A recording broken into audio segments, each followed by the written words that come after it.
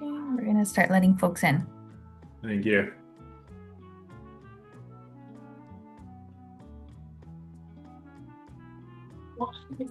Hi, Brisa. Hello, buenas tardes. Hello, everyone. Buenas tardes a todos. Buenas tardes. We'll give folks a minute or two to join. Vamos a dar todos un momento para que se puedan conectar antes de comenzar. Okay. Gracias por esperar. Thank you Hola, everyone for buenas waiting. tardes.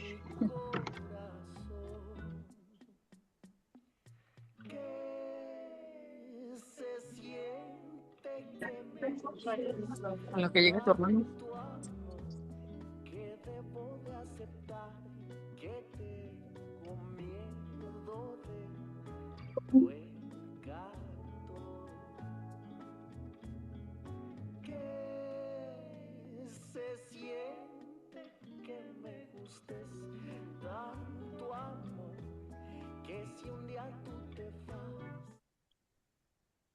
Okay, we will start our today's meeting.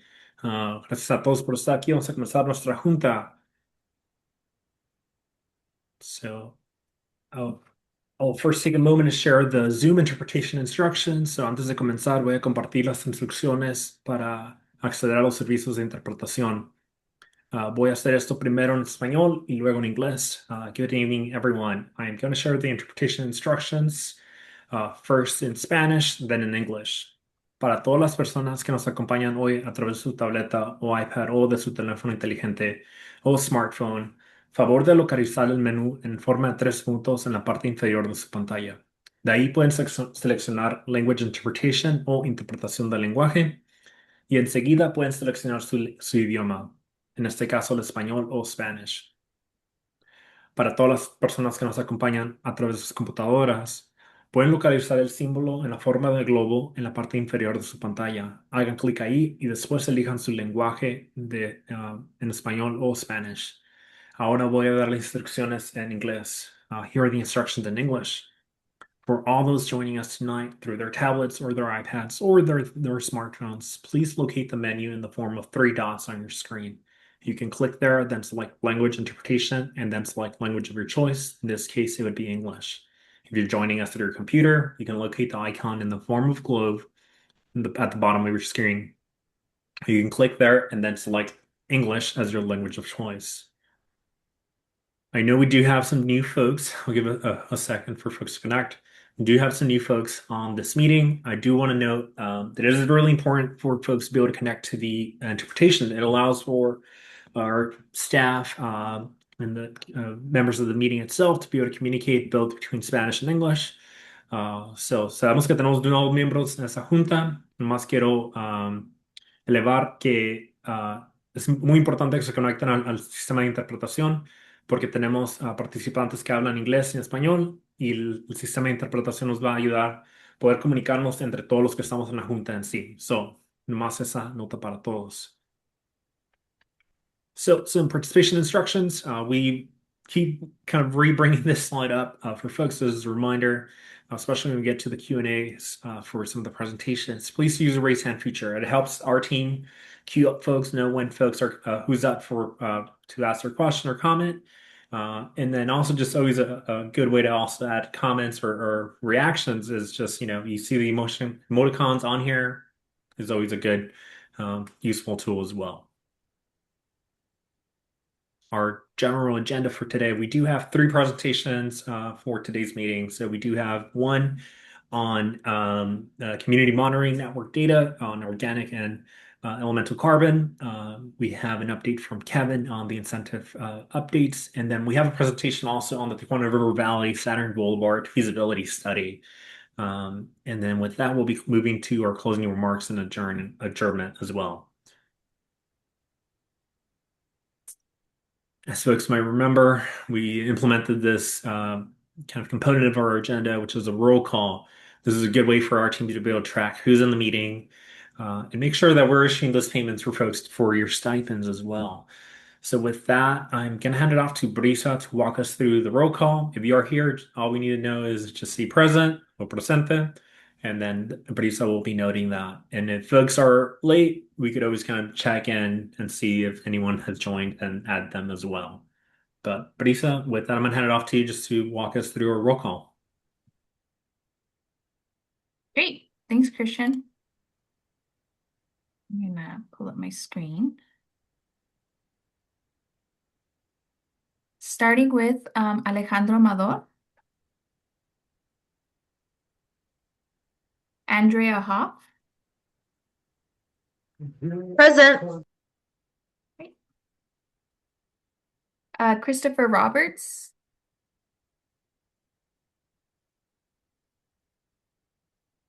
Elsa Escalante, Guadalupe Gómez,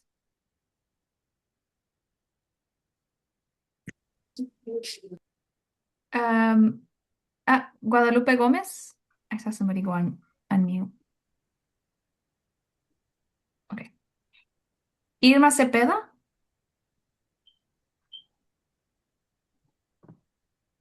Janet Gaitán,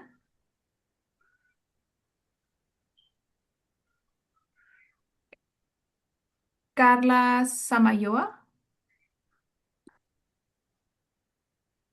Jessica Moreno. Present. Thank you. Juan Miguel Ornedo, Lorena Godínez, Presente. Margarita Amador, Presente. María Cervantes, Presente. María del Socorro Guerrero,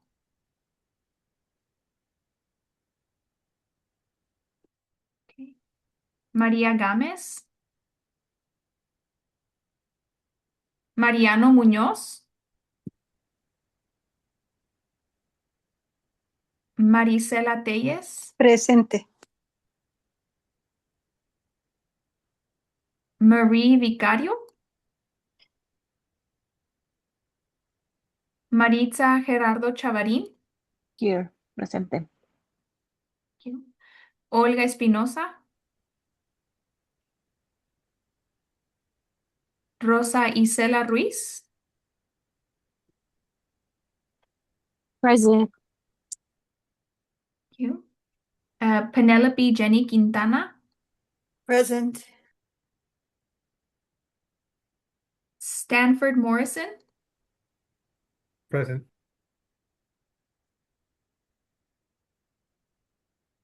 Trinidad Herrera, Presente. Wendy Barrientos, Presente. thank you. Zach Hernandez, and Sam Sanford. Present.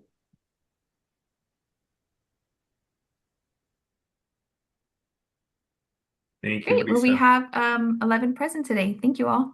Thank you. So I'm gonna go back to our presentation. Let's give me a second. So that was a roll call. Moving over onto our general updates.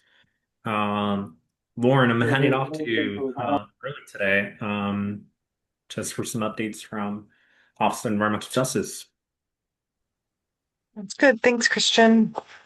Yeah, this is just sharing out as a reminder. If you all know of any events that we should be at, sharing information, educational materials about air quality in your communities or anywhere in San Diego, let us know. You can reach out to me and let me know. We have a photo here. This last month, we actually were at the San Diego County Office of Education sharing materials with educators there.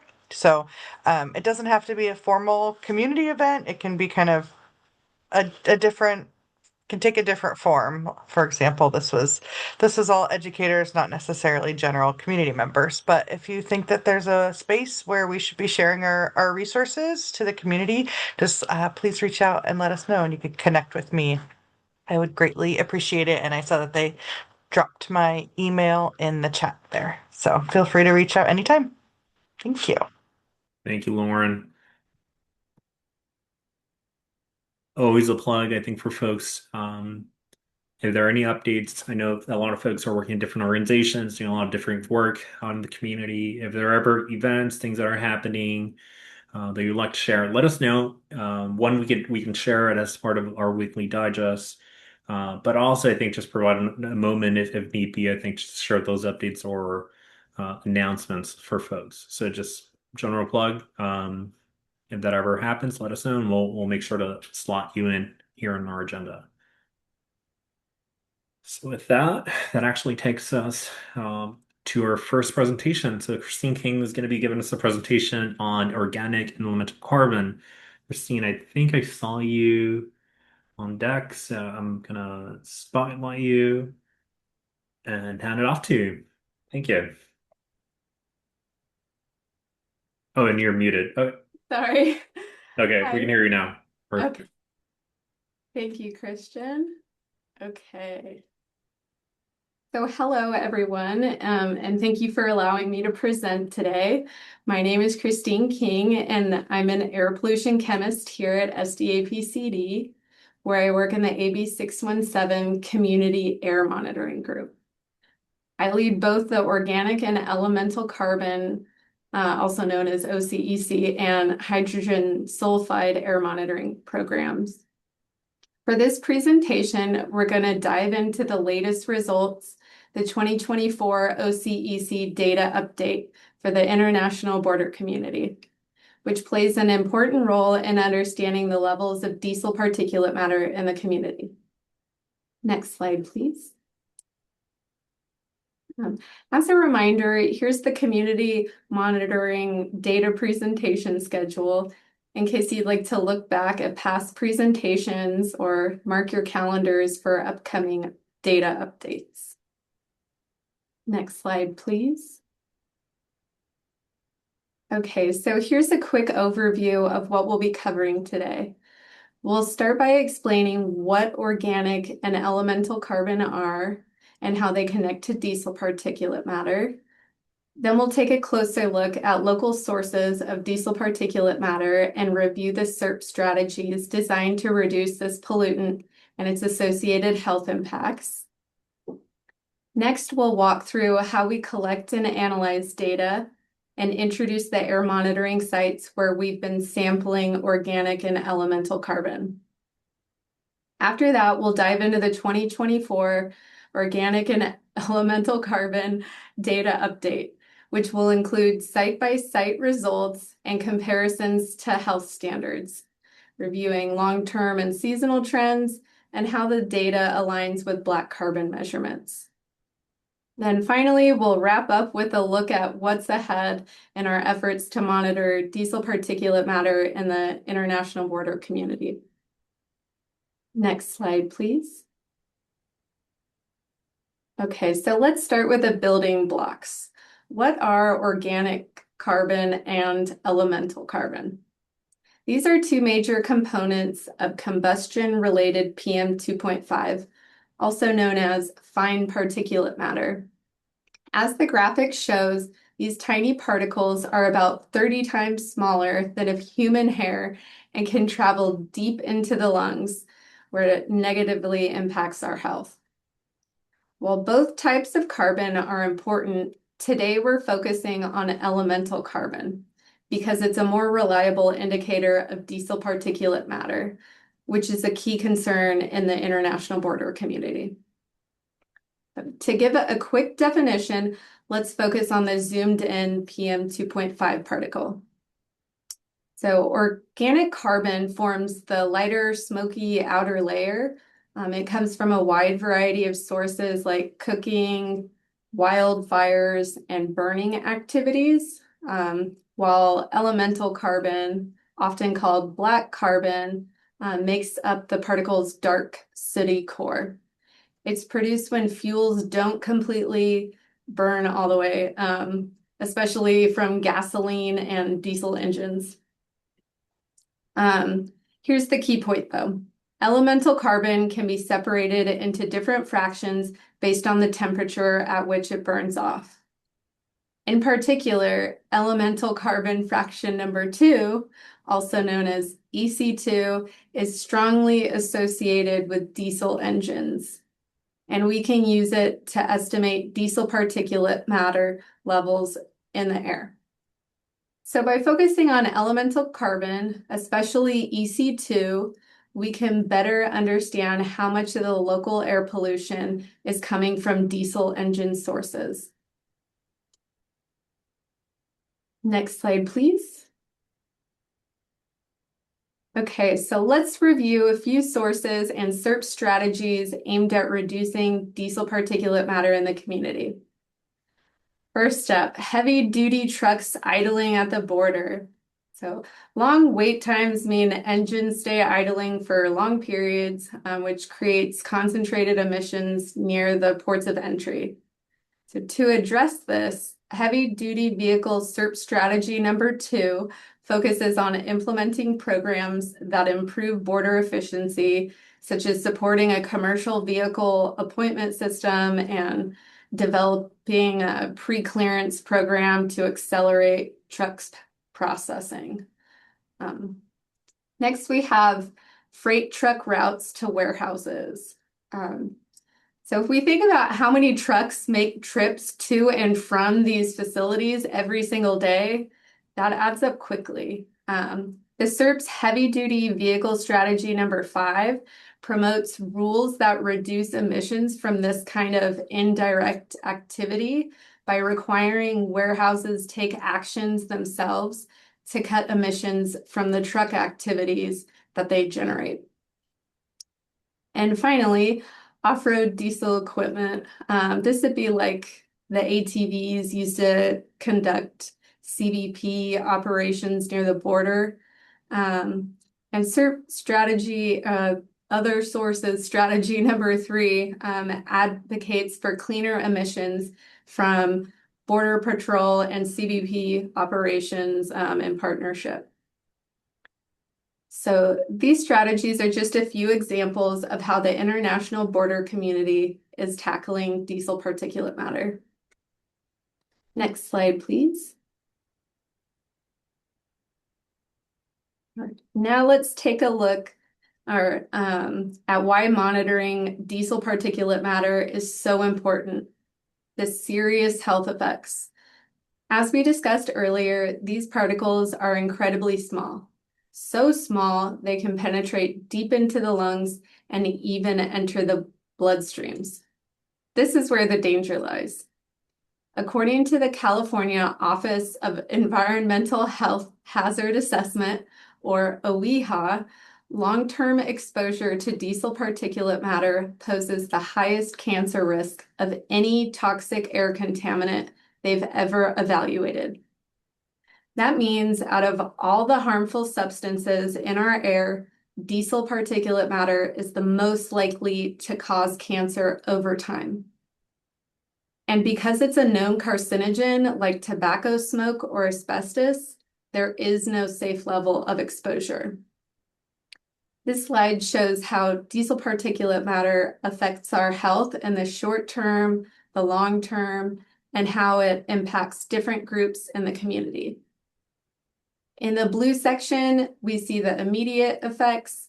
It can cause headaches, coughing, and breathing problems. In the orange section, we see that over time, the risks become more serious. It can lead to chronic lung diseases like asthma, COPD, and even lung cancer. And then finally, in the green section, we see that it doesn't affect everybody equally. It has an even greater impact on children, pregnant women, and the elderly. These serious health impacts highlight why monitoring diesel particulate matter in the community is so important. Next slide, please. Now I'll walk through how we collect and analyze organic and elemental carbon data. We start by calibrating the sampler. Then every 6 days, we collect a 24-hour air sample on a filter. Those samples are then shipped to a lab for chemical analysis, and we receive the raw data the following quarter. Next, we perform data analysis and quality assurance and quality control activities to ensure data integrity. Then finally, we organize the reviewed data into readable graphs and charts to communicate the results to the public. Next slide, please. Okay, so where are we measuring organic and elemental carbon? Here's a map of both of our AB617 communities and their organic and elemental carbon air monitoring sites. To the north, we have 4 sites in the Port Site community, and to the south, we have 2 sites in the International border community.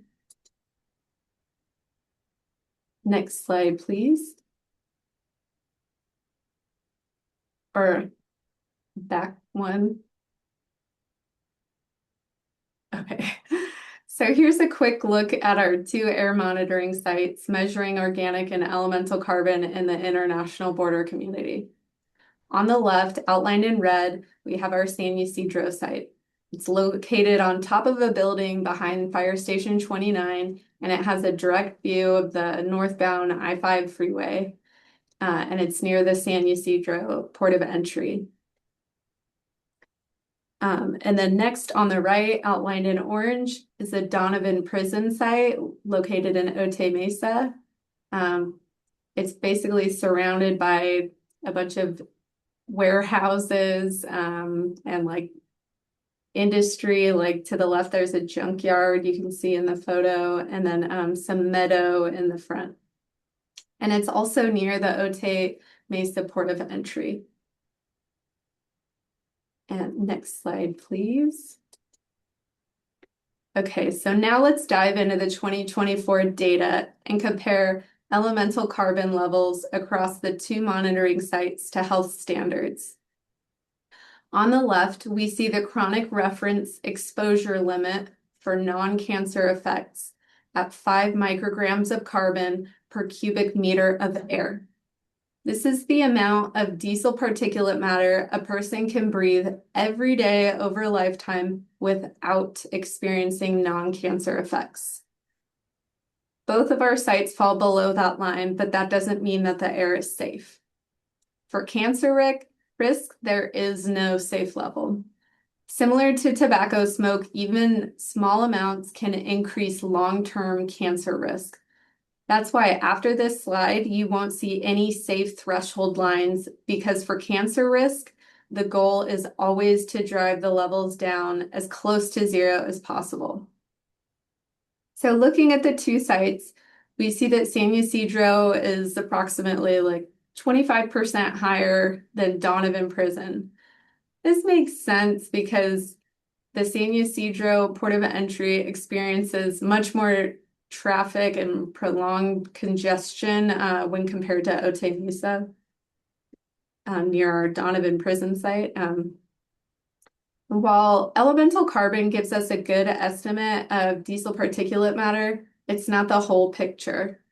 To better understand how much comes from diesel engines, we'll dig deeper into the elemental carbon fractions in the next slide. Next slide, please. Here's a look at the annual trends and how the elemental carbon fractions have changed over the past 2 years. Before we dive in, please note that this is not considered a long-term trend because we only have 2 years of data. And on the left, we see elemental carbon fraction number 1, or EC1. This pollution is primarily generated by non-diesel combustion sources, like gasoline-powered vehicles. At first glance, we see that San Ysidro in the red bars has higher levels than Donovan Prison year over year. Again, this is what we expect due to the record-breaking traffic congestion at the San Ysidro port of entry. And meanwhile, at the Donovan prison site, we actually see a slight increase in elemental carbon fraction number 1, if you look close enough. However, even though it appears slightly elevated for 2024, this can be accounted for by the uncertainty in the measurement. But overall, it's a downward trend in non-diesel sources. And then on the right, we see elemental carbon fraction number 2, or EC2. This fraction primarily represents emissions from diesel engines. So San Ysidro, we see, is actually higher in 2023 than Donovan, which is a little bit unexpected, but we can look into those reasons later when we get some new data sets. But however, we see a reduction at Donovan prison from 2023 to 2024, which is great news, because that means, you know, some things are changing. So overall, we see that both non-diesel sources and diesel sources are both showing an overall downward trend. Next slide, please.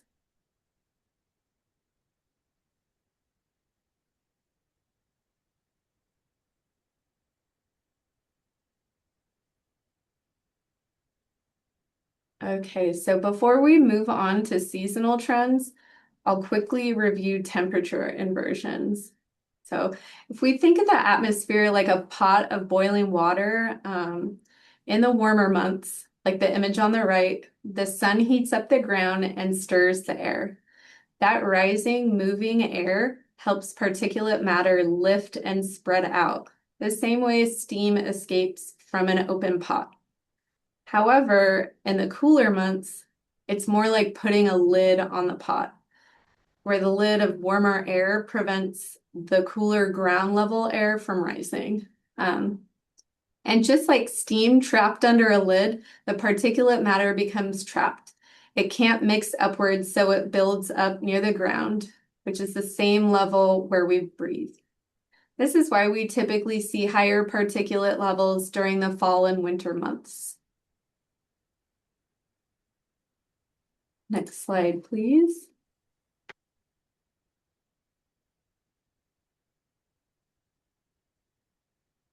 Okay, so taking a quick look at the seasonal trends, as expected, we see higher concentrations during the fall and winter months due to temperature inversions. And then levels slightly dip. We see an EC1 for the winter. That could be, actually, that's when they have the lowest trucks. But anyways, we don't see any evidence of rain affecting this right now. So looking at EC1 on the left, related to non-diesel sources, we can highlight that San Ysidro dominates every season other than summer. This could possibly be tied to summer recess activity, like because school is out, or possibly workers taking vacations, but we're not sure.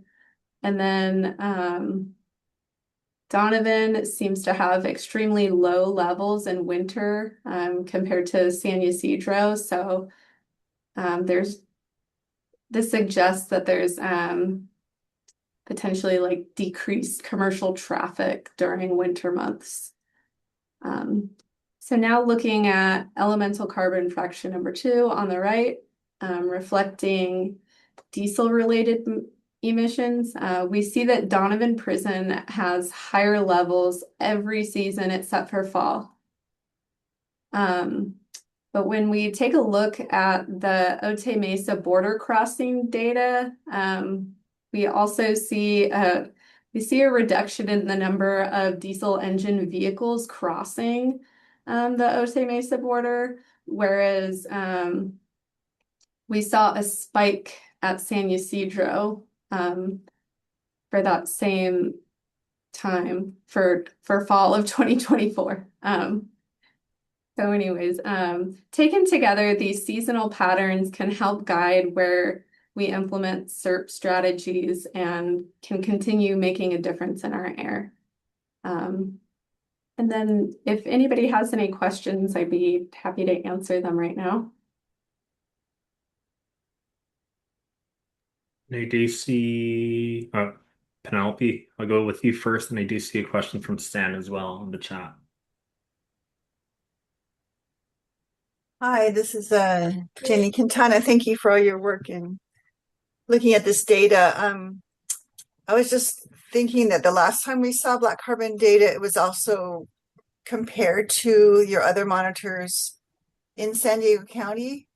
And I'm wondering if you have data on that, because at the time San Ysidro was the highest monitor in San Diego County the last time we had that presentation. And so this is like monitors in Barrio Logan and other places. So I'm just curious if you could comment on that, or I'd be interested to see that data as well as a backdrop to this data. Thank you. And David, I see you off mute, so I think you might chime in on this. Yeah, so we also have organic and elemental carbon up in our portside area, and if I'm remembering correctly from yesterday's presentation to that steering committee, the elemental carbon fraction number 1 was lower there, right, Christine? Chris, I think, right? If I remember correctly, yes. it was lower. It was lower Yes. there.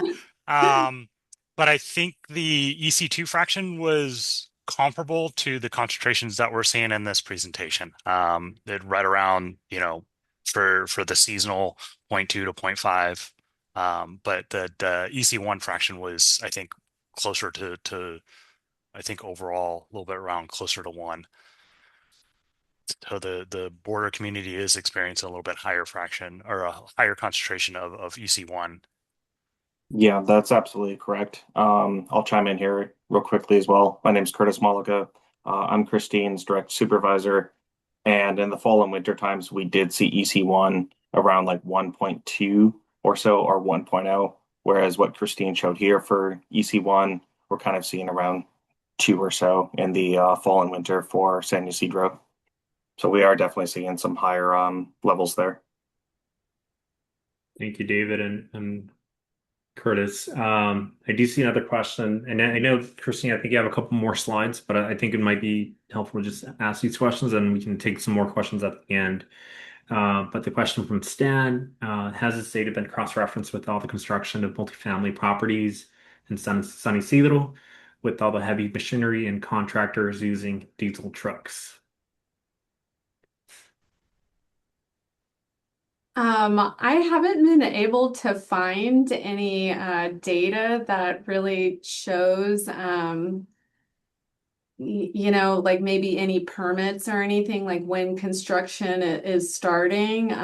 But I did compare the data to CBP and number of border crossings and vehicle type.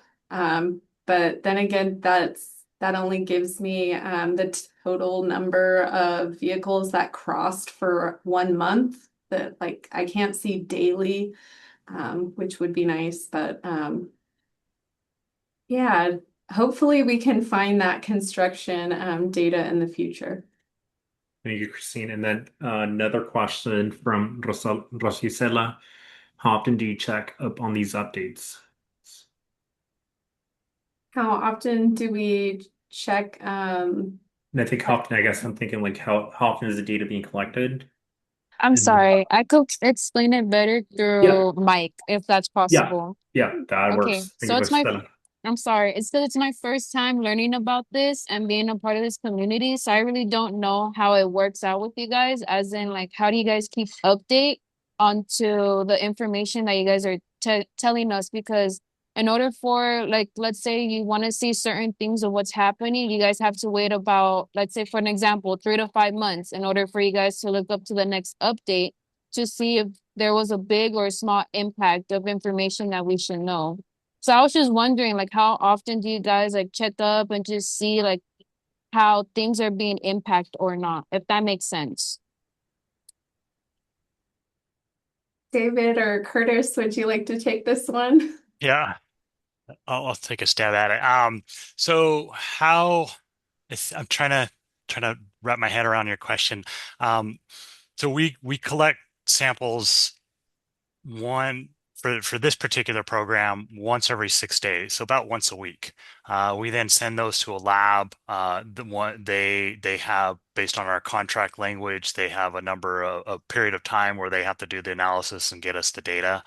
Um, there's it would be hard to try to make inferences based off of like every month trying to do like data interpretation of what it means, because there's a lot of variability within each sample. So what we're showing here is averages. What we're not showing is like the range of values that we saw during the spring, summer, fall, winter sample periods. There is quite a bit of variability. There's a lot of factors that could influence a day-to-day, a particular run. And so it's difficult to look at short time periods and draw conclusions, which is why we typically like to do quarterly averages. We like to look at yearly averages and long-term trends, because then each individual sample is not influencing the story, so to speak. That may or may not be an accurate representation, especially for this particular program where we're only collecting once every 6 days. We only collect about 62 samples a year. So you look at a 3-month time period. Each month, we're only collecting maybe 4 to 5 samples in that month. And so we're looking at only about 15 samples per quarter. And so if you have instrument downtime, or if you have an anomaly for one of those, that month or that quarter averages can be heavily influenced. So I don't know if that helps, but we do look at the data. We do look through it. We just don't, I guess, try to tell a story on it too quickly, because it might not be 100% accurate, and it could be influenced by some of these shorter term variabilities. And I'm gonna like haunch along, I think, because I think that maybe I'm like reading into the question a little bit, but Rosella, I'm thinking also, I think your question might be then directed towards then like the reporting and when incidents are happening. But Rosella, jump in and let me know if that is accurate. Yes, I was just wondering like how do things work for you guys, and how long like you guys just keep updated on everything, because I'm honestly am interested in it. But everything that you guys said was understanding, and I appreciate both of you guys explaining what it means or how you guys do it. I think it's really cool, especially there's not that much kids my age, because I'm 19, and not that much of the people at my age care too much about this. So I really like learning information about it so I could explain to it better with other people so they could learn. So I do appreciate it. Yes, that's a community meeting like that. I'm just attending. Maybe don't, okay.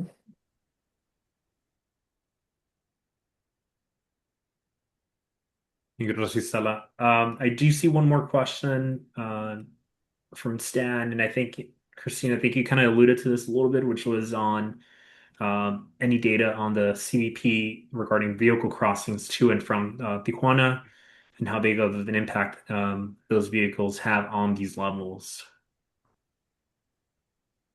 So I did compare it to our levels, and I believe that that's why in fall we see the EC2 is higher because there was a spike in it was abnormal for San Ysidro, Port of Entry, like all of the diesel type vehicles that crossed. It was a lot more than usual.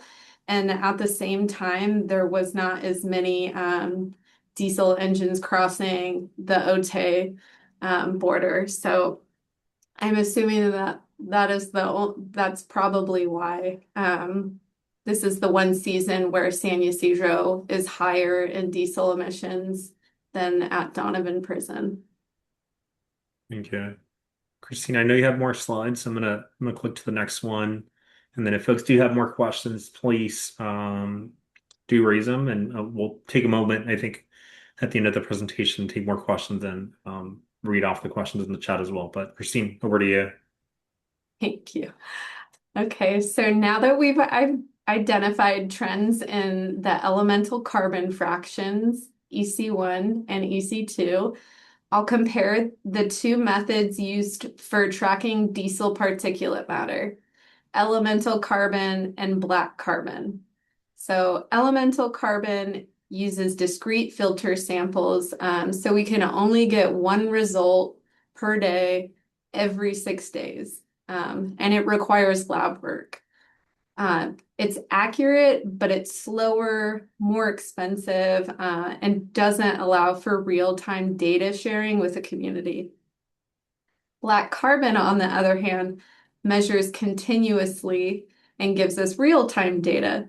So we can see patterns by the hour, like when truck traffic increases during rush hour or when activity spikes at night. The data also uploads directly to our APCD website, which allows the community and our staff to easily access up-to-date information and take action or plan ahead when needed. Plus, it costs less to operate. So since we've already established the main source patterns using elemental carbon fraction data, switching over to black carbon will give us some faster, more useful information while still capturing diesel-related trends. Next, we'll look at how well the black carbon data aligns with the elemental carbon data. Next slide, please. Okay, so this slide shows how well elemental carbon and black carbon data align at the San Ysidro site, where we typically measure the highest levels of elemental carbon. So the scatter plot on the left shows a strong correlation for daily averages. And then the chart on the right shows the differences between the two methods is less than 0.3 micrograms per meter. And that means that black carbon closely tracks elemental carbon, which is common when looking at long-term averages or when diesel is the dominant source. However, there are a few reasons the numbers might not match exactly. Black carbon can pick up signals from wood smoke or biomass burning, and the instruments can also be influenced by humidity or drift over time. Still, the match is strong enough to confidently use black carbon as a reliable estimate of diesel particulate matter. Next slide, please.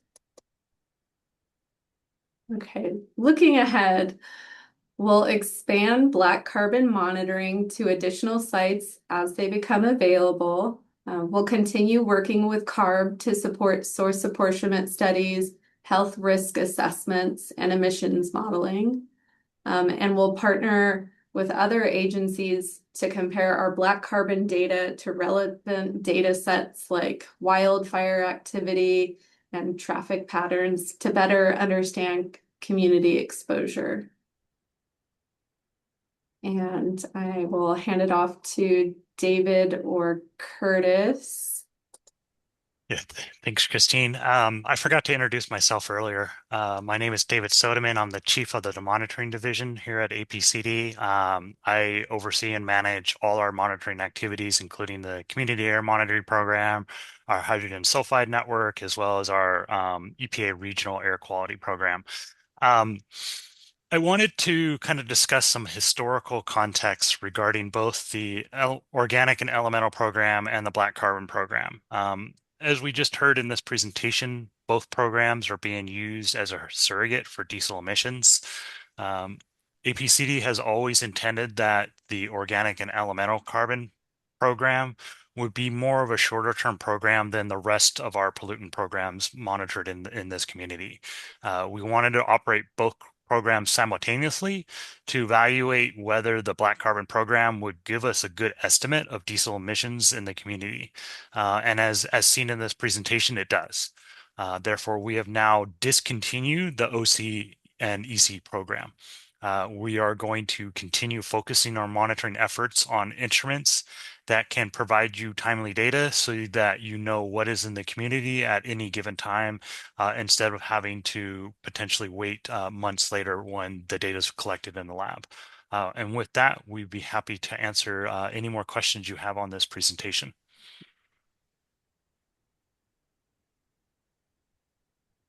I'm looking for folks to see if there are any other questions for Christine, David, or Curtis.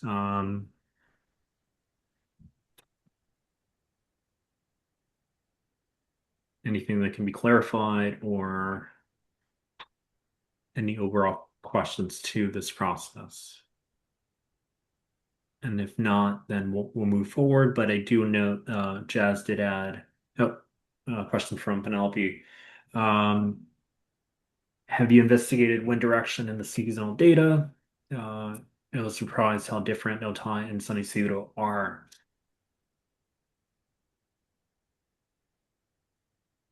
Hi, Jenny. Unfortunately, I wasn't able to look at the wind data. I also do the hydrogen sulfide program, so I've been pretty busy with that, but I can absolutely look into the wind data. I would like to add that we don't have direct wind measurements at San Isidro, but only at Donovan. So that's going to complicate the analysis a little bit. Have you thought about putting a wind? Sorry to jump in. Yeah, This go is ahead. Jenny Go ahead. Quintana again. Have you thought about putting a wind station in San Isidro? Not at this time, no. Okay, thank you. We'll see if any other folks have Yeah, any I other have a questions. question. Yep. Wondering if there are monitoring sites in Mexico and if there's collaboration along those lines. And I'm wondering if the peaker power plant that seems to be very close to your monitoring station at, I think, Donovan Prison, sort of, would that impact the measurements of either black carbon or elemental carbon? Good job. That's correct. So the peaker plants run on natural gas, and so they produce very, very, very little PM. Because they're mostly burning CO and methane, and so those aren't expected to really produce much PM. And we do actually source test those peaker plants, which I also supervise that group too. And the mass emissions coming out of the peaker plants are very, very, very low. We don't speciate the mass that comes out of those peaker plants as to what is actually in it. But based off the amount of mass that is actually being emitted, and the compounds that are being burned in there, I wouldn't suspect that we would develop elemental carbon, because elemental carbon is typically a lot of carbon molecules kind of bounded together, and that would be difficult to form with burning methane, which is just a single carbon. And to answer your question regarding sites in Mexico, Mexico does not have as robust monitoring as here in the States. They do have some PM monitoring, but they don't do, as far as I know, any type of speciation analysis. Could you explain what speciation means? So PM would just be the total mass, right? And like what we refer to as like PM 2.5, all the mass below a certain particle size. Speciation then would then look at, of the total, what is the chemical compounds that make up of that total. So in this presentation, we're looking at the carbon components of all the mass, and then differentiating that into categorizing it either as organic carbon or elemental carbon. other components in total PM would be like metals, or ions like sodium or ammonium or nitrates, sulfates. And so those are kind of like the bulk things that make up of PM. It's metals, which can include like sodium, potassium from like the ocean, or road dust like aluminum, nitrates and sulfates, which are typically gases that then get reacted in the atmosphere that then get too heavy to be a gas and they condense onto particles. And then you have elemental carbon, which is a lot of that is unburned fuel that is very sooty and black in nature. It's very common associated with diesel emissions. When you see a diesel engine and they just like step on the gas and you have that big black cloud that comes out, that's a lot of elemental carbon. And then you could have just organic vapors in the atmosphere that, as the atmosphere kind of cleans up that, those semi-volatiles or volatile organic compounds. Think of like fragrances or gasoline vapor, right? When you pour gas, you can kind of smell that. That's what we refer to as volatile organic compounds. As that goes in the atmosphere, it can react and they become heavy and condense onto particles. And that would be when we do this analysis with the OCEC program, would show up in the OC fraction. So that's what I mean by speciation, is looking at what are the chemical compounds of all particles of the total mass. And what about other ports of entry along the southern border? Is there any collaboration or comparison looking at other? That's a good question. I know that in Imperial County, they do have a monitoring network in there. I think they do some speciation analysis. They look at metals. I think they, at least for a period of time, I don't know if they continue to do it, but they also did organic and elemental carbon. I don't know in Arizona and Texas and New Mexico if they have monitoring sites, at the ports of entry or not. But I do know in Calexico they do have some monitoring sites run by Imperial Air Pollution Control District and the California Air Resources Board. Thank you, David, and thank you, Andrea. And let me know, Andrea, if you have more questions, feel free to drop them in the chat. I'm gonna keep moving us through. We do have 2 more presentations. But Christine, I do want to thank you, David and Curtis, for everything. And Andrea, if you do have any other questions, please drop them in the chat. David, Christine, I think we'll stay online so you can respond to those questions. So moving forward on our agenda, we do have a presentation from Kevin Bradley. It's a little bit of an update on the incentive funding. So Kevin, I believe you are here. Yes, I am here. Spotlight you and All right. hand it off to you. Sounds good. Thank you, Christian. Thanks everybody for being here tonight. My name is Kevin Bradley. I supervise the grants and incentives team here at the San Diego County Air Pollution Control District.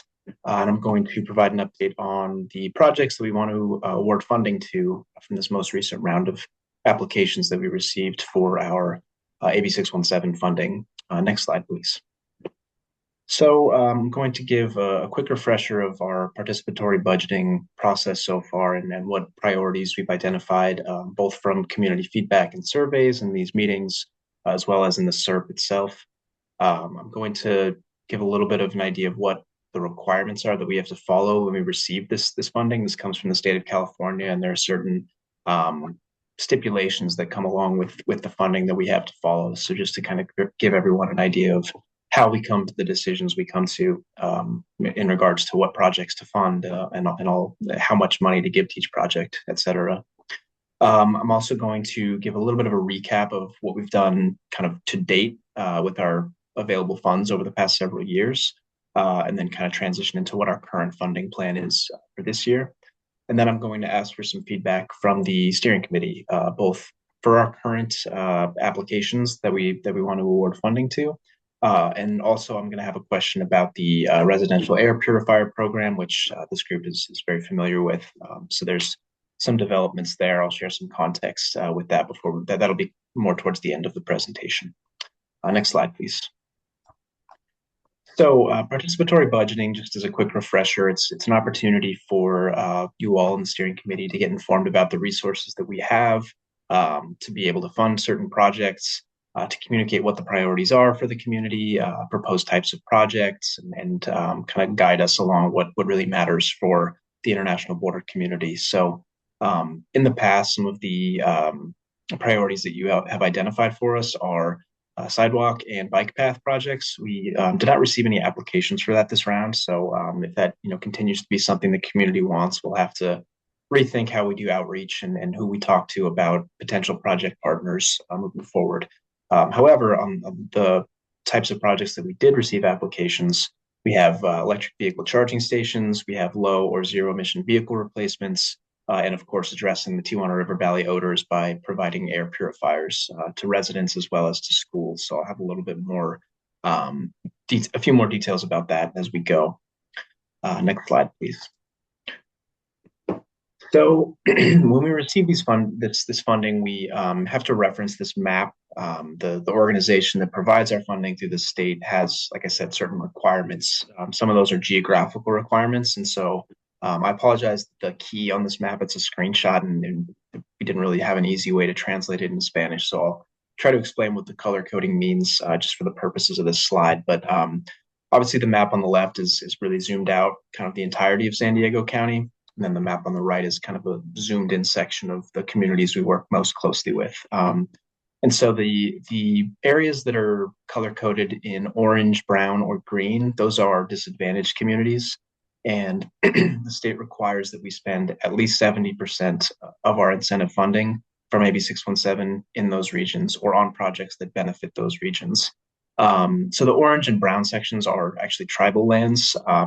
So we are expanding our partnerships there, but for the purposes of this presentation, I'm going to mostly focus on that zoomed in map on the right, where you can see the disadvantaged communities are El Cajon, sort of the eastern part of that map, National City and the sort of Portside area, Barrio Logan, Sherman Heights, as well as most relevant for this group, San Ysidro itself, down at the furthest south there. The blue areas on that map are low-income communities, and so there's an extra stipulation that we have to spend at least 80% of our funds in either low-income or disadvantaged communities. These are really kind of firm, non-negotiable percentages. We can have a little bit of wiggle room. We can, if we can show that a project, even if it's outside those regions, benefits the populations inside those regions, then we can still justify that as benefiting disadvantaged communities. So I think the best example there would be, say there's a charging station built outside one of those communities, but the vehicles that it charges run routes into those communities. We would still be able to justify that as a project that benefits disadvantaged communities. That would contribute to that 70% number that we need to hit. One other thing specific for the border community, you can see on that map that Otay Mesa's East is not included, not considered DAC or LIC. We've brought that up to the state, to California Air Resources Board, as something that is kind of difficult for us to navigate when we have this community that we're responsible for, advancing these clean air strategies, but the projects there don't actually count towards our DAC or our disadvantaged community funding. So that's a little bit of a frustration for us because we want to, continue to contribute to projects that help that region, but it creates kind of a tension there. So something we brought up to the state. We hope that there's, some sort of recognition in the future that this is an AB 617 community. It should, be included in this type of funding, but those conversations are ongoing. So hopefully in the future we can kind of make that a little easier and just streamline the process of directing funds towards meaningful projects for the international border community in its entirety. Next slide, please. So besides the geographical constraints that are put on the funding, we also have some sort of timeline constraints. So the funds that we receive through the AB 617 program have to be spent, or they use the word liquidated, within 8 years.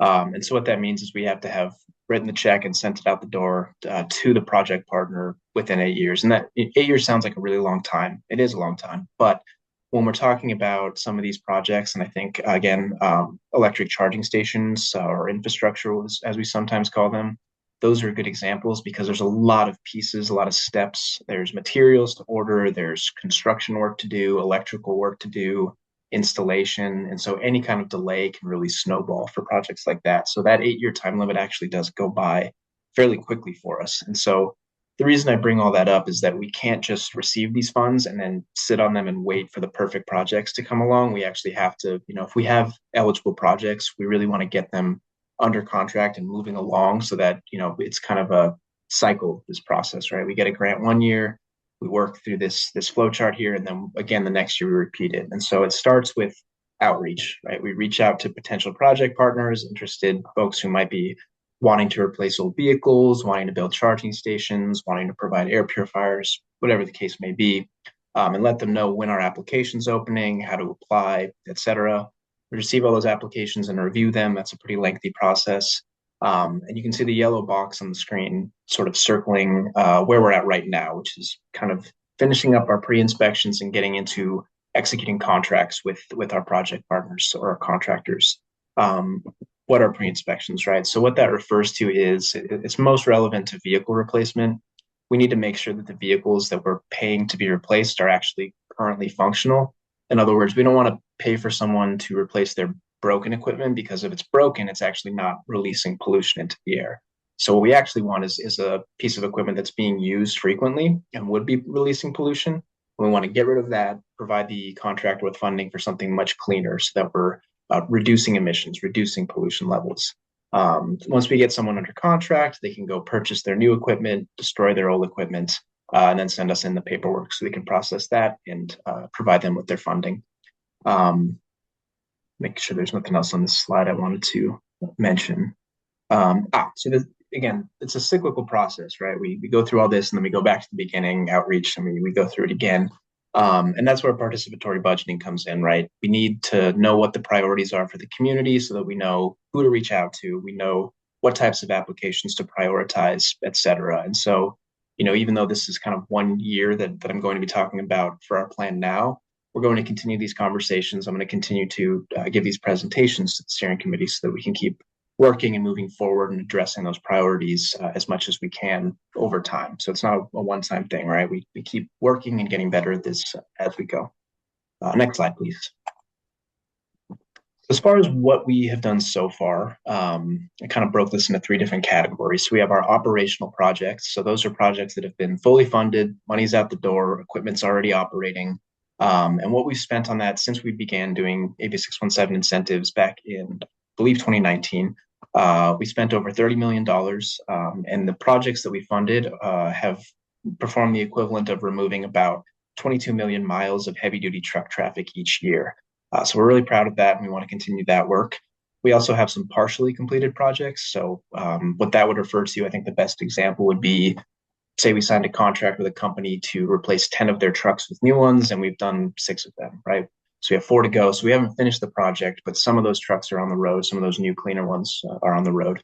And there's another $4 million in that category that have either already been spent or are obligated to be spent on projects. And that's another 2.5 million miles of heavy-duty truck traffic reduced each year. And finally, the last category here, we have contracted projects. So these are projects that are under contract. We have money obligated towards them, but none of that work has actually been completed yet. They're more newer projects.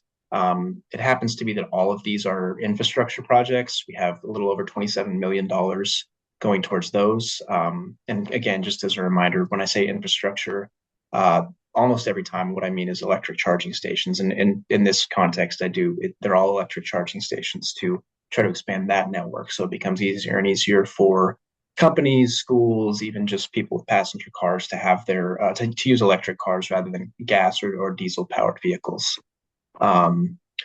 So we have we have ongoing infrastructure projects to try to make that transition happen more and more quickly. Next slide, please. So as far as what our plan is for the current applications, and this is kind of a high level breakdown of what we're planning here. We want to use the majority of our AB617 funding on electric charging infrastructure for this round of applications. The vast majority of these projects are benefiting disadvantaged communities. So, San Ysidro and Portside neighborhood. And I'll have some kind of funding breakdowns on a future slide. We do have a small amount of AB617 funding going towards some off-road vehicles that are operating in disadvantaged communities as well. So some, I believe it's some landscaping equipment that folks want to swap out for cleaner alternatives. So those are kind of what we're planning to do with the AB617 funding itself. And if we could go to the next slide. We also receive other grants. I don't want to go too into the details there, but these other grants are what we're going to use to address the other concerns, right? So the vehicle replacements, replacing trucks and buses with cleaner alternatives, that's going to be outside of our AB617 funding, but still something we want to prioritize. And one bit of context, there's a grant program called Farmer, and it's mainly targeted at agricultural equipment. And we did not receive funding for that this year. So that kind of has some downstream effects on other projects that we can fund, right? If we receive off-road projects or off-road applications for other projects, we no longer have that farmer bucket of money to rely on. So we use other grants to cover that.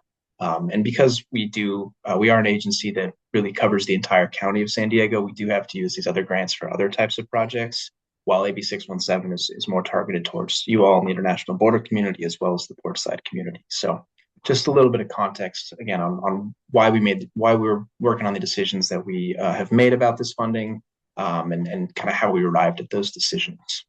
Next slide, please. All right, so again, this is a breakdown of how much funding we're spending on each type of project category.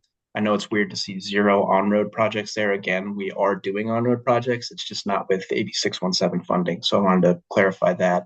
So we have 13 different projects that fall into the electric charging infrastructure category for about $20 million of funding going towards those. 13 projects does not mean 13 charging stations. It's a much higher number than that. I don't have that number in front of me right now. But each individual project could be, a dozen or 20 or, 2 or 3 charging stations, but it's a larger number than that.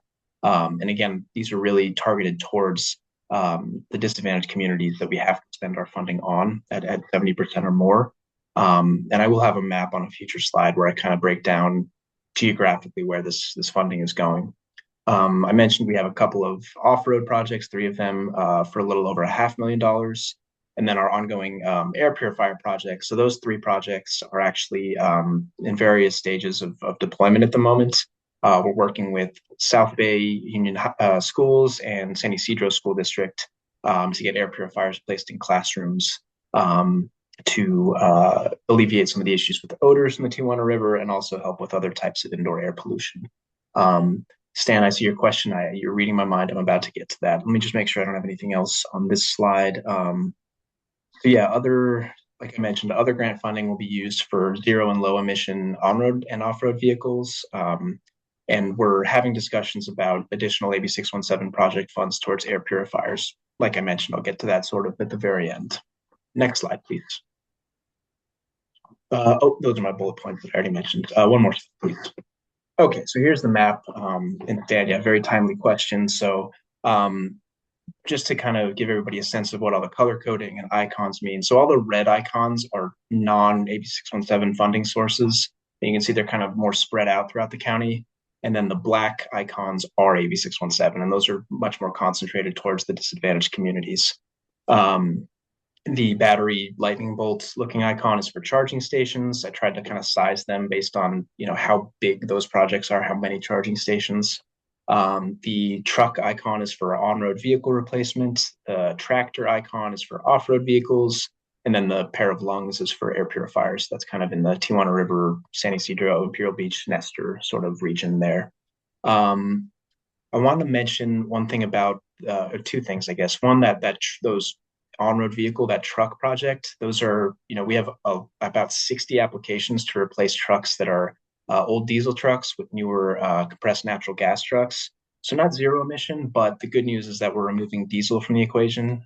So that, obviously Christine just gave her presentation about OCEC and black carbon, and removing diesel trucks from the road is a good way to try to drive those numbers down. So we're hopeful about those projects in terms of emission reductions. And then that really large charging station icon there near Otay Mesa is another project we're excited about. Those are going to be to support more electrification of trucks that go to the Port of San Diego, to the Otay Mesa border crossing. We've worked with that applicant. They provided documentation that shows that their truck routes are going into disadvantaged communities. So we're able to justify that one as a DAC project. Let's see if I have any other notes. Yeah, so the low or zero emission trucks, we're looking at about $5 million for that. Again, that's not AB617 money, but just to share some details there.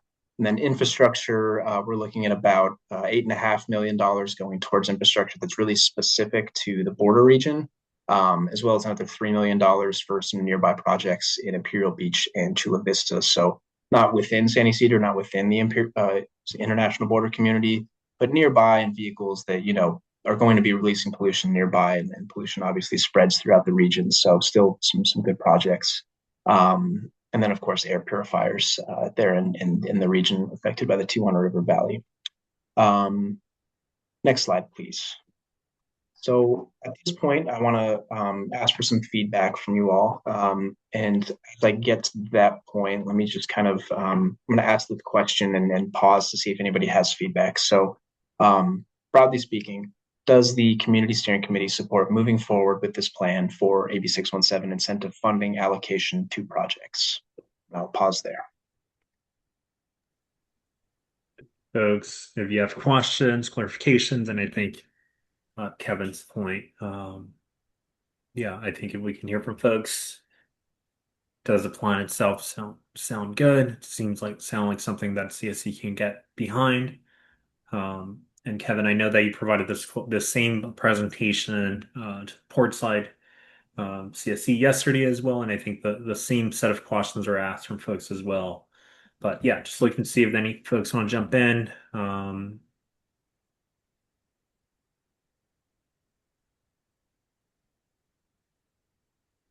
I had a question, Christian. I did Yeah. notice that one of the priorities of the CSC was the sidewalk and bike path projects, but didn't receive any applications. Have you all identified any like prospective applicants for the next round to sort of move forward that priority that the CSC members identified? Good question, Brisa. And we have not.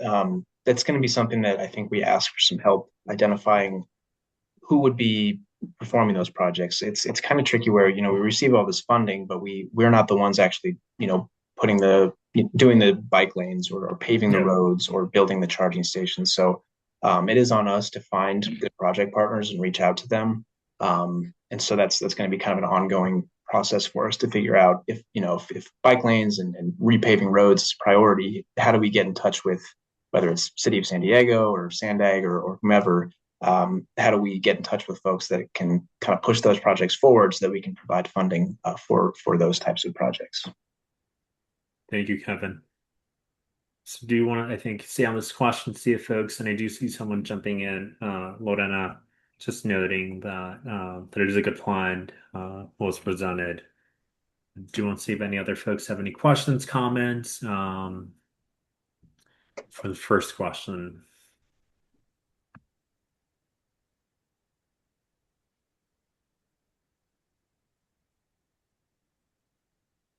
I will have my email address on the next slide, as well as I'll place it in the chat. So if something comes to mind, you know, later that you want to reach out and chat about, feel free.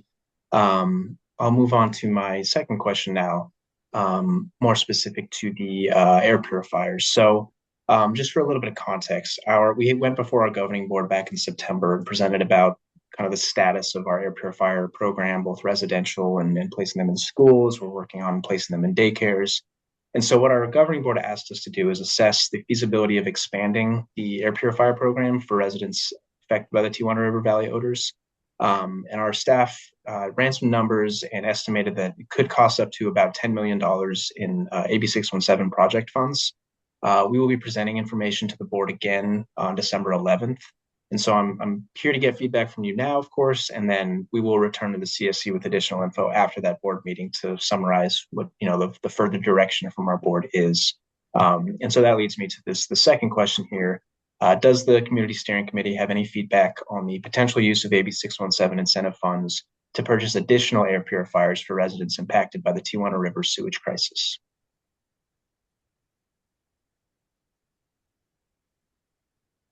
So again, looking to see if folks have thoughts. Stan, to answer your question, yes, but not until we are under contract. I think that's just kind of a legal thing that we don't share specific contractors' details until we're actually under contract. But I can share that in the future.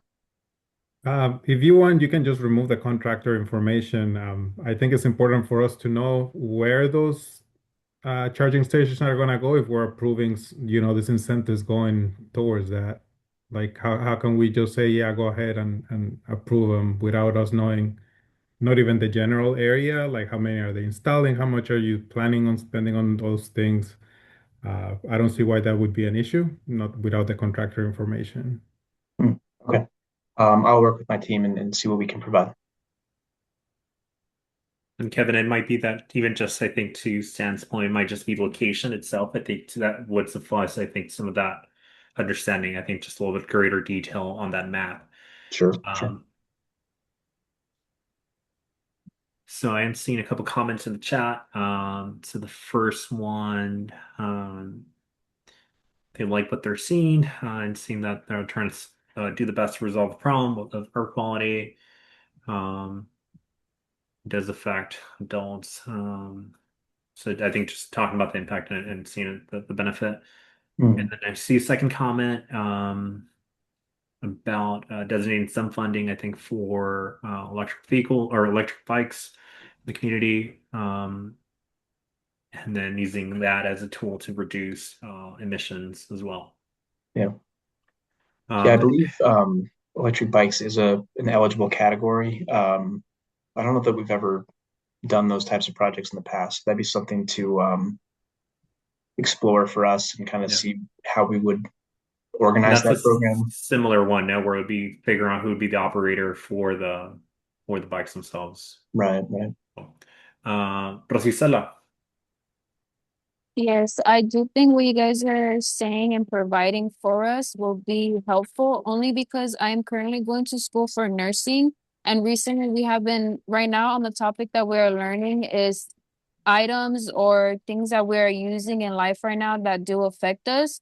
And the stuff that you guys are bringing up are the stuff that me and my classmates were bringing up about how we could make things better or what kind of funding should happen in order for things could prevent other things to happen. So personally, by everything that you guys are saying, I do think will help us out because me and other students, when we were talking about the topic that we're in right now, does match up very well. So everything that you guys are saying, I do think it is going to be very helpful for everyone in the community that will need it. Thank you. Appreciate the comment. And Kevin, just kind of bringing us back, I think, to your question. And I think at kind of underlined there, it is kind of like a kind of an exercise of I think figuring out where the priority is going to be or where, there's a limited pool of funding. Then I think there is then the identification of like, okay, are we providing that additional air purifiers or then doing other project? So I think just raising that, I think, to folks because I know there are limited funds as well, and I think the number you noted, I think it was like 10 million. That is kind of the raw number I think that you've identified. So I think just asking folks, we are hearing feedback on some other ideas. But I know that there is that kind of like choice that does need to happen. Getting some feedback, I think, from the CSC would be helpful. Yeah, exactly. Yeah, I mean, we receive a fixed amount of project funding each year. And actually, next year is kind of a transition year for AB617 between how it was funded up till now versus how it's going to be funded moving forward. And I think next year is probably going to be a little bit leaner as far as the amount of project funding we get. And then after that, we should be kind of back up to regular levels. So just for some additional context. Sounds good. And I am looking at time. I know you have one more slide, I think, just like next steps and follow up. But I do want to plug in, and I think we shared the information for the meeting happening, which is on December 11th. I think I believe your team's going to be sharing more information, I think, at that point as well. But do you want to kind of like share that with the broader group here for folks that are more interested in this conversation and hearing about this potential project? I think that's a good opportunity to like hear that at that meeting as well. Yeah, definitely.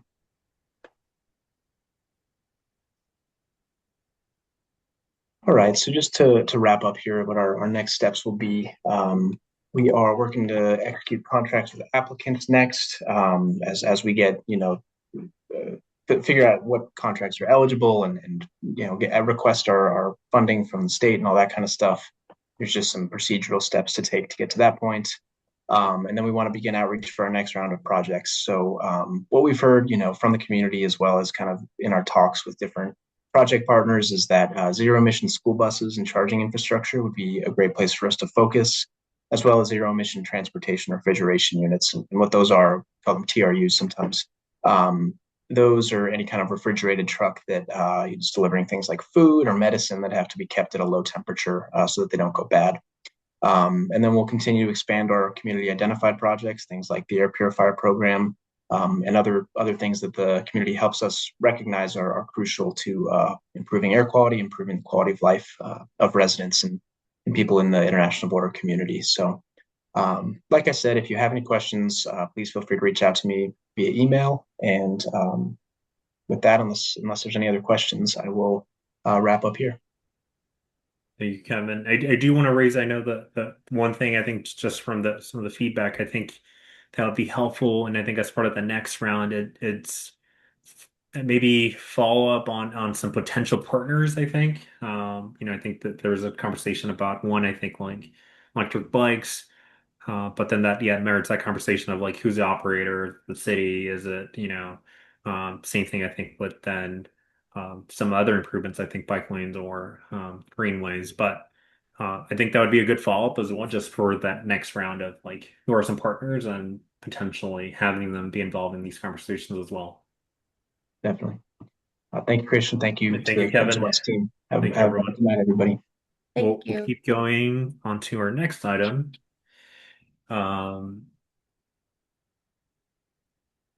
So I believe we have Karen on deck, and I believe I saw you join our meeting. So Yes, thank you. Is it all right if I get started? Yes. Awesome. Well, hi everyone. I'm Karen Seibel. I'm with the County of San Diego Parks and Recreation Department, and we just wanted to provide you a quick update on a project that we're working on in the Tijuana River Valley. Next slide, please. So just as a general description of the project, we received some funding a couple of months ago from the Board of Supervisors at the county and direction to conduct a feasibility study to identify potential infrastructure solutions at the Saturn Boulevard hotspot. So I think most of you are likely familiar with this, but I have shared a little map of the location here and a star where the hotspot it is.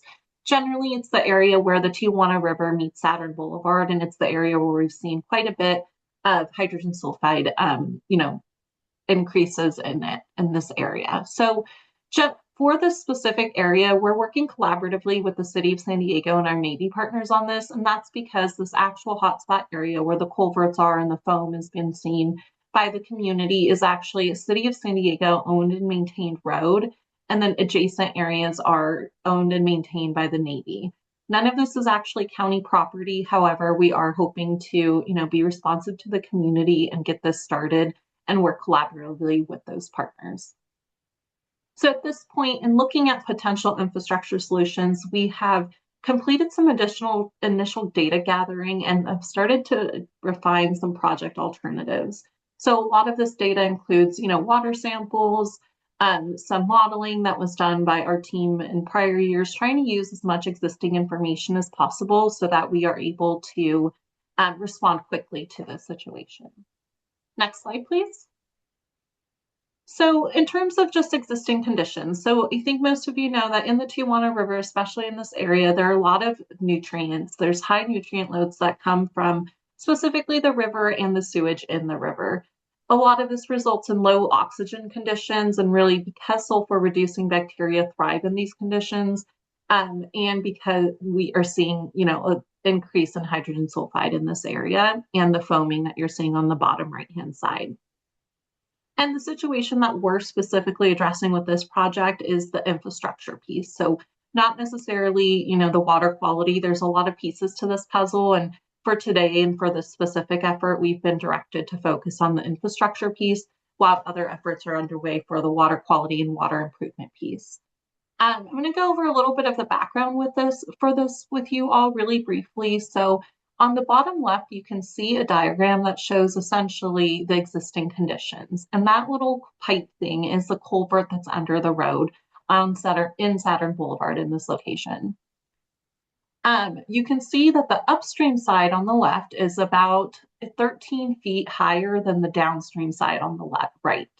And so because of that elevation drop creates this cascading waterfall effect where a lot of the water goes in on the upstream side totally fine, and then it drops really quickly and it splishes and splashes, creating a lot of the foam in the area and also aerosolization of the hydrogen sulfide.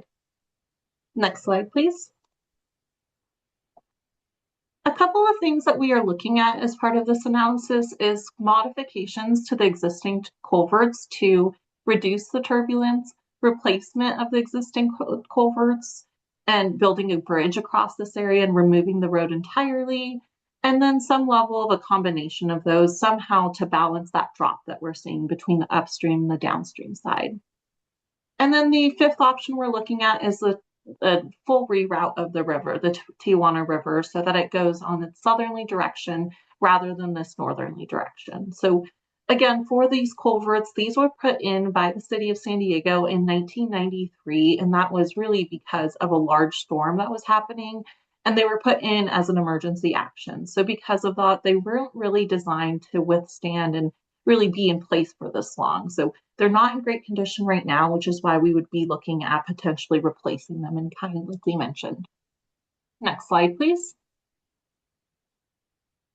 And in doing so of course, because it's an infrastructure project, there are going to be, it's going to take a very long time. And in thinking of that, we understand that the community, needs a fix sooner rather than later. So in doing so, we've identified some shorter term solutions that we could probably implement relatively quickly, and then some longer term solutions. And these go, the order I'm going to present them in is the shorter term and the least expensive to the longer term and most expensive.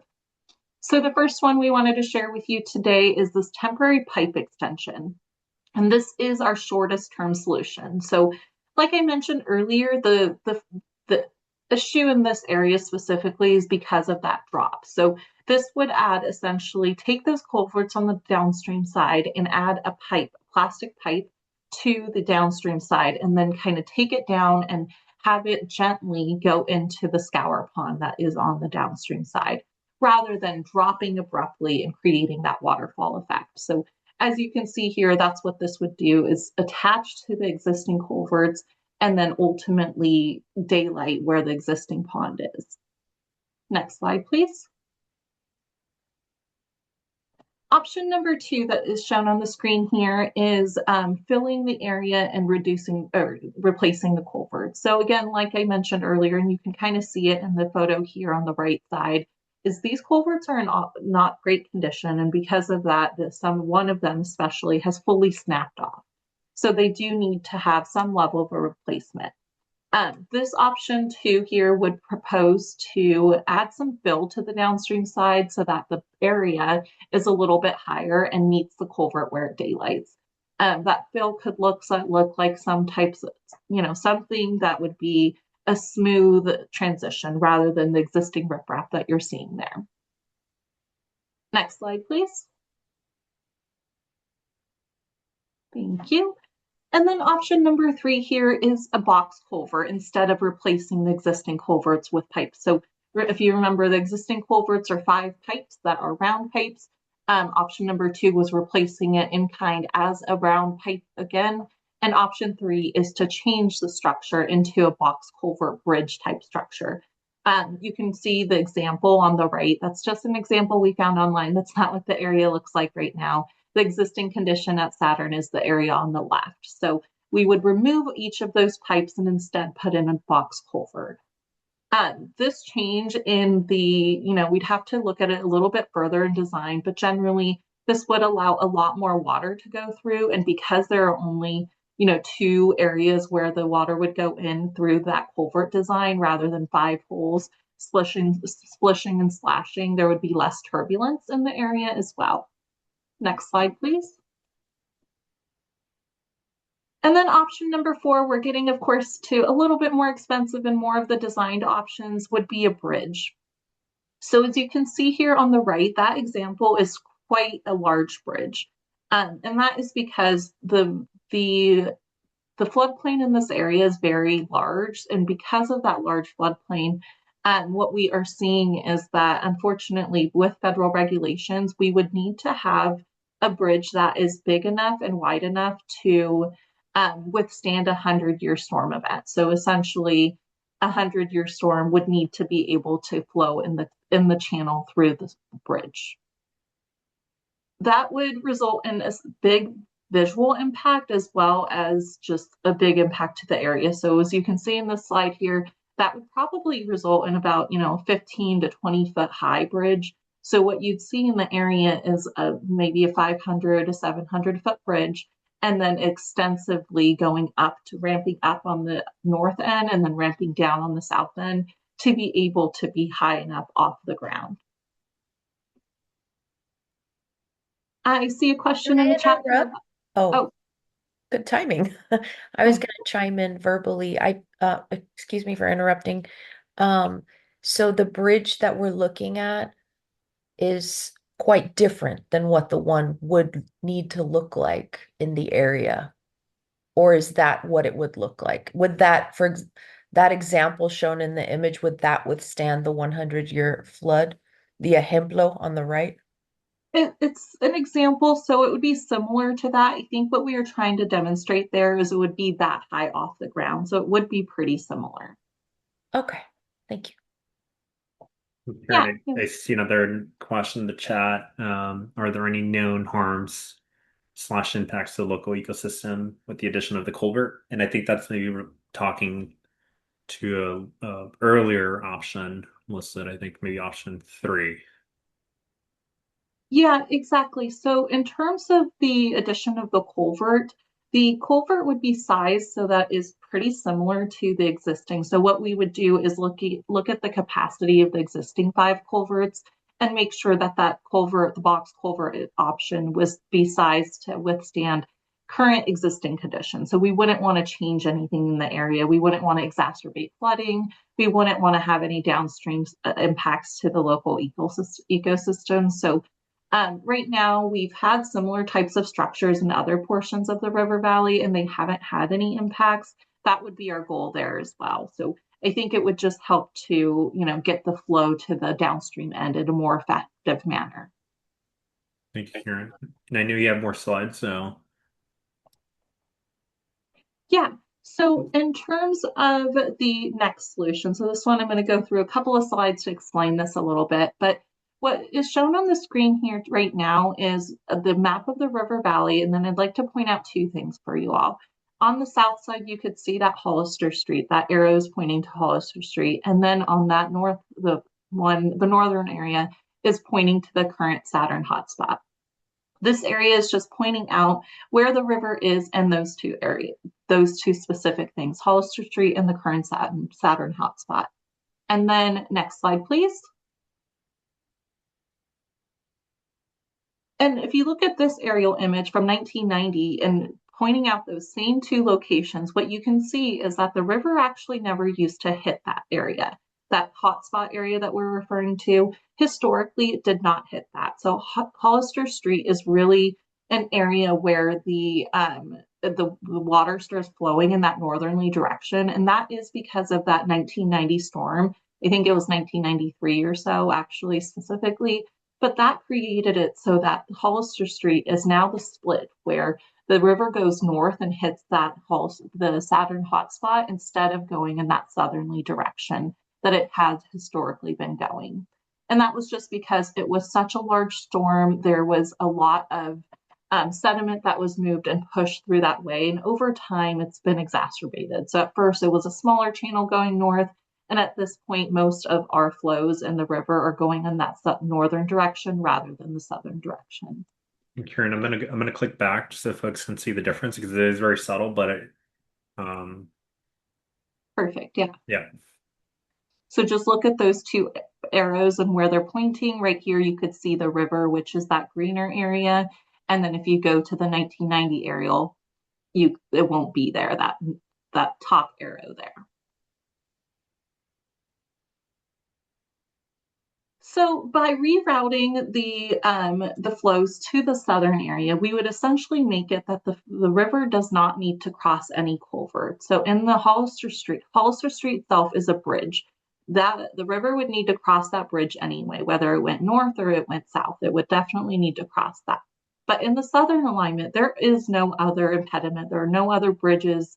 There are no other culverts that the water would need to go through before going into the estuary and then exiting in the ocean. And that would be the goal with this one is one, return the area to historical conditions, but also eliminate the need for the water to go to the hotspot area and through the culverts.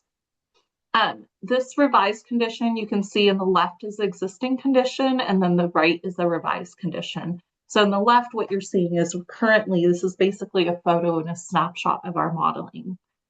So on the left, what you're seeing is most of the water goes to that north. There's hardly any water that goes to the southern area. And then on the right, the revised condition, most of it would actually go to the south, and then only a little bit would go to the north.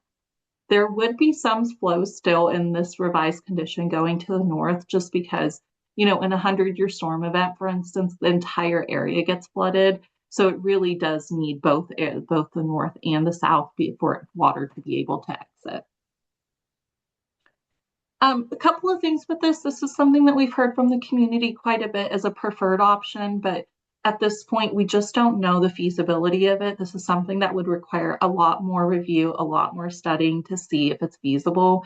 And one of the main reasons is at all Hollister Street. So if we were to reroute it to go south, at Hollister Street, that area is 4 feet lower than the area that it would need to eventually get to enter into the estuary. So sorry, I didn't explain that very well, but the water would need to essentially travel uphill 4 feet, or we would need to dredge through the estuary. The estuary has a lot of sensitive plants and animal species, so it would require a lot of permitting through the Fish and Wildlife Service, state and federal offices, and just to understand, would they let us dredge through the estuary? And then, of course, the other piece is because this area has a lot of sediment loading, we would need to do continued maintenance between the city and the county to be able to keep that southern channel open. Next slide, please. So really, that is what we wanted to share with you all today, is just give you a little update on what we've been working on, what we're analyzing, and the few options that we're identifying. And the star here is showing you where we're at in the process. So we are in the very early process where we have identified those project alternatives. We are doing a stakeholder outreach. Would like to hear from you all if you have any thoughts, ideas about any of these. And then next, after this, we'll take all of your feedback back to our team and do additional project analysis, do a lot of that permitting work and the design analysis that we mentioned. And then really, of course, because we currently do not have any funding for this, we only have funding for this planning project. We do not have funding for implementation. We would be looking at how much would this cost and start to look at, where we could get the funding to get started with this, because at this point, this is just a planning project just for the feasibility study.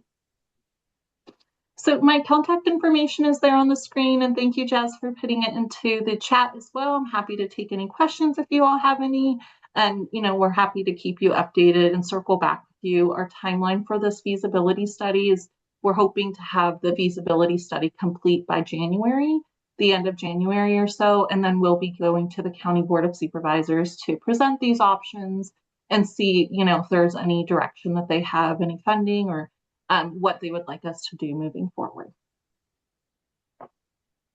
Karen, I'll see if folks have any questions. I know I have a question, and I think it's mostly on then, are there other opportunities across this process for groups like this CSC here to provide feedback or input on then kind of as you're kind of going through that like kind of analysis of the different options, do you foresee any other options or moments, I think, in here where folks can like chime in, provide feedback? Yeah, that's a good question. Thank you, Christian. So what we would do is at this point, we're getting towards, wanting all of your feedback on these 5 options at this point. And then once we have, decided on an option, we would start then doing specific outreach on that option. So then at that point, we'll have funding and be able to talk with you all about a little more detail on it and share, hey, this is the route we're going. And it could be a combination. It could be one of these 5 options. It could be the short term and a longer term option. But we will do project specific outreach after we have funding for those projects. Yeah, that's good. And then Rosicela? Yes, I wanted to ask, how are different ways to bring more people in from Otai?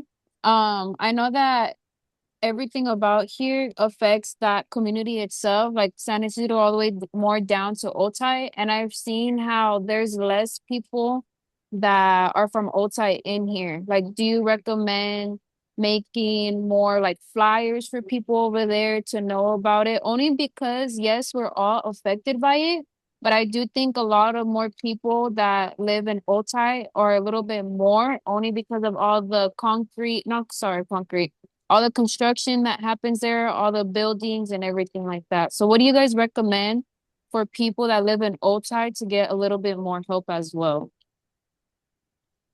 Yeah, are you thinking with the specific project to understand, what we're working on? From that perspective, what I'll share is what this is kind of what we've been trying to do is talk to a lot of different groups. So we did talk to the Otay Mesa Nestor group a couple of weeks ago at their community planning group meeting. And so we did share the same presentation, a lot of these same options. We were able to share a lot of that. But in terms of just sharing a lot more about the park, if you're interested, if that's what you're referring to, I think flyers would be great just for sharing a little more awareness of what's going on in this area and how people can get involved. Does that answer your question? Yes, it does, because I do have friends and family that live over there, and they do talk about all the things that they have to go through from all the construction and how they don't like the air pollution and stuff like that. So I do think it will be helpful only because I could maybe share a little bit more for them. Yeah, absolutely. If you're able to share my contact information, I'm not sure if these slides will be posted, but I'm happy to, share them with, that sounds like yes. Yeah. Thank you. So, feel free to share these slides. If there are other groups you all think that would be interested in this, we do want to get, as much input as possible. We're happy to hear about those things, not about the construction and the pollution, but it is good for us to know so that we could be a little bit more mindful of that as we're looking at construction projects. So really appreciate that comment. And it's always good for us to have all of that feedback. And Shalon? Yeah, thank you so much for uplifting the folks in Otay Mesa. Lauren is on the call as well today and would love to connect with you afterwards, maybe via email, because would love to connect with you to brainstorm where are some places, maybe community events or places that people hang out that we can also share information about the air pollution control district as well. Also, I hear that you're a nursing school. If you and your friends wanted like a presentation on air quality and health, we'd be happy to provide that for you and your friends as well, so that they have access to that information and resources. So if Lauren, if you maybe be able to connect with them after the meeting, want to make sure that we are in the places that you're thinking about as well. Excellent. And okay. Thank you, Sarah.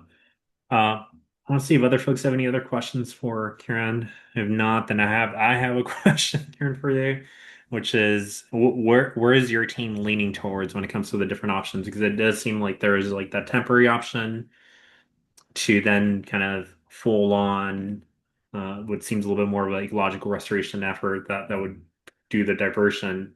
But is there somewhere where your team's leaning, or something that you're hearing, I guess, from the other folks that you're meeting with? Is there preference when it comes to the options? Yeah, that's a good question. I mean, I think in terms of where we're leaning, I think our goal is to provide, some type of fix as soon as possible. So we think that with respect to that, if our board is supportive, ultimately, I think it's up to our board of supervisors and when we present this to them. But generally, I think that it would make sense to look into what could we do immediately, and then what could we do in the long term. So in terms of what we heard from the community, a lot of folks are very, very excited about that long-term option to reroute the river. But just being fully honest and full disclosure, it would take a very, very long time, like multiple years for that, if it even gets approval from the wildlife agencies. So in keeping that in mind, where we want to go back to historical conditions, we want to be able to do something that is natural and a little more restoration based, like you mentioned, rather than providing more concrete into this area and those unnatural substances. I think we got to be mindful of how do we do something immediately. So I don't know if that answers. I think it would be a combination of these. Yeah, I think so. And the other thing, and I think this is just get insight for folks, because I think at the core of the different options is, and I think the important is like, and there is like the removal of the aeration, I think, that happens with the current drop, which then increases, I would think, the impact, I think, of smells as well. But is that, I guess, how you're cross-referencing the change in that within the different options? Is that something that like your team's also like including as part of the analysis? To see Yes. like aeration would be decreased by dot percentage for option one versus, the other options. Yeah, that's a good point. It's like, how are we quantifying that, and the how successful the project is ultimately? It's in a slightly different way. So what we're looking at is, for instance, option one with the temporary one. That one is a pipe. We get a big storm event, it might fall off. It might over time erode. So that one is one where we're thinking, what is the life cycle of this one? This is probably going to be something that's not very long. It's going to take a lot more maintenance. And because of that, it's not very likely to provide us the benefits that we're looking for a long term. Versus, the southern alignment, redoing the river to the south, that's something that would give us a long term, definitely that benefit, because there is no drop. And then we're also looking at the culverts. So if we're replacing it with the same type of culverts we have now, what we're thinking is over time, we will end up with the same condition, right? We ended up in this case right now because of over time, their culverts, they erode, those things naturally happen. So we're looking at like, from that perspective of like, hey, if this was implemented, how long would it be meeting the goals? Thank you. That's helpful. And I think that's it for your slides. I think your contact info is in the chat, but appreciate it so much. Hopefully we'll have some more updates from your team, some future meetings as well. Awesome, thank you. I do see one question in the chat. I'm sorry, I don't know. I think is referencing so I think Rosalia made a mention of, I think, of a group that meets in Notai. So I think they're asking about that. So I think Lauren and Shalem, I think, will be following up on that and kind of maybe sharing this information as well for that group. So we'll pass along this information. But Karen, if you do have any other like flyers, information available, I think I'm pretty sure that group would greatly welcome that as well. Absolutely. Just wanted to make sure we didn't leave anyone out. Well, thank you all for having me today. Really appreciate you. Thank you. So, folks, moving on to kind of our the end of our meeting here. So a couple of reminders, notes for you. One, the first thing is that we are holding our date for our our upcoming meeting would be in January 21st. We are planning to meet in person. We'll be sharing more details on this with meeting location and some of that logistics as well. And then other note that we'll continue to send our weekly digest with information. So even though we're not meeting in December, we'll continue to share information of those opportunities for like community input, projects that are happening, events. That does take us to the end of our meeting today. But I did want to, before we sign off, I do want to acknowledge that we do have some new folks joining our CSC. We do have Rosicela Ruiz and Rosicela. I don't know if you want to make maybe just say hi to everyone. I think we heard you jumping in today, and really excited to be hearing you jumping in and having these questions. But Rosicela, if you want to jump in, maybe do a little bit of who you are, and anything you're looking forward to as part of the CSC. Um, Hi everyone, I'm Rosa Isela. I'm 19. I joined this group because I'm actually I guess you could say a family friend to Brisa. She's seen me grown up. She's seen me little to big, and I've always like looked up to her and everything that she's done. And she's recently have been talking to me about like what you guys do. And I found it very interesting only because I've always been the one to be very interested into like life, what we could do, how us humans could help out in a community. So I really thought it was interesting. And another thing as well is because I'm doing nursing school at the moment. And I feel like it's going to help me out a little bit more only because I could just learn more, not just in school, but outside with others and other professionals out here. Because I was told and I have been seeing how there's you guys over here that are professionals. So I feel like it's going to help me out as a person as well. And nothing much. I'm a very outgoing person. I just love learning and doing new things. And yeah, I'm sorry for all the loud music. I have boxing training after this meeting, so I had to do this. I was gonna honestly not make it, but I had told my coach that I truly didn't want to miss out on this meeting because I do find it important. So I pushed it, and I'm actually glad that I didn't skip it. And I really do thank all you guys for taking up all your time to help us learn and just to like show each other how we could help each other out and the community. So I thank you guys, and I hope all you guys have a good night.